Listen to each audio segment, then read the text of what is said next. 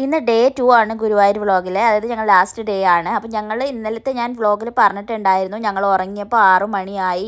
അപ്പോൾ അതുകൊണ്ട് തന്നെ ഞങ്ങൾ എണീക്കാൻ 10 മണിയൊക്കെ ആയിട്ടുണ്ട്. അപ്പോൾ ഞങ്ങൾ നേരെ അമ്പലത്തിലേക്ക് വേഗം കുളിച്ച് മാറ്റി പോയി. പക്ഷേ ഞങ്ങൾക്ക് അറിയായിരുന്നു ഇന്ന് കുറേ ക്യൂ നിന്നാലേ ഉള്ളിൽ കയറാൻ പറ്റുള്ളൂ. അതുകൊണ്ട് തന്നെ ഞങ്ങൾ ഉള്ളിൽ കയറണ്ടെന്ന് വിചാരിച്ചു, പുറത്തുനിന്ന് പ്രാർത്ഥിക്കാമെന്ന് വിചാരിച്ചു. എന്നിട്ട് ഞങ്ങൾ വേഗം പോയിട്ട് മുല്ലപ്പൂ വാങ്ങിച്ചു. കാരണം ഞങ്ങൾക്ക് 3 ആൾക്ക് മുല്ലപ്പൂ ഒക്കെ വെക്കാൻ ഭയങ്കര ആഗ്രഹമായിരുന്നു. അതുകൊണ്ട് മുല്ലപ്പൂ ഒക്കെ വാങ്ങി വെച്ചിട്ടാണ് ഞങ്ങൾ ഉള്ളിലേക്ക് പോയത്. ഉള്ളിൽ പോയി ഞങ്ങൾ കുറച്ച് പുറത്തുനിന്ന് തൊഴുതു.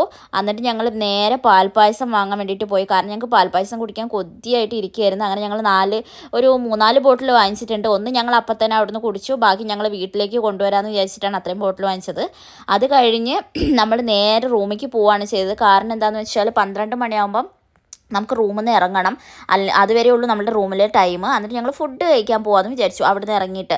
അപ്പോൾ ഫുഡ് കഴിക്കാൻ പോകാമെന്ന് വെച്ചപ്പോൾ ഞങ്ങൾക്ക് അങ്ങനെ റെസ്റ്റോറൻറ്റ്സ് ഒന്നും ഇഷ്ടപ്പെട്ടില്ല. അപ്പോൾ ഞങ്ങൾ വിചാരിച്ചു കുറച്ചും കൂടി ഷോപ്പിംഗ് ചെയ്തിട്ട് പോകാമെന്ന്.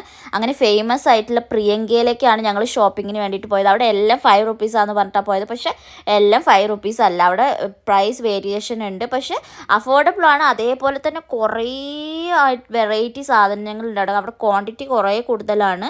അതുകൊണ്ട് ഞങ്ങൾ കുറേ സാധനങ്ങൾ വാങ്ങിച്ചു. എന്നിട്ട് ഞങ്ങൾ നേരെ തിരിച്ചു പോരാണ് ചെയ്തത്. കാരണം നമുക്കൊരു ഹോസ്പിറ്റൽ എമർജൻസി ഉണ്ടായി അതിൻ്റെ ഇടയിൽ. അതുകൊണ്ട് നമുക്ക് ഫുഡൊന്നും കഴിക്കാൻ പറ്റിയില്ല. ഞങ്ങൾ നേരെ തിരിച്ചു പോന്നു. അപ്പോൾ ഓക്കെ ദെൻ ഗൈസ്, ഇത്ര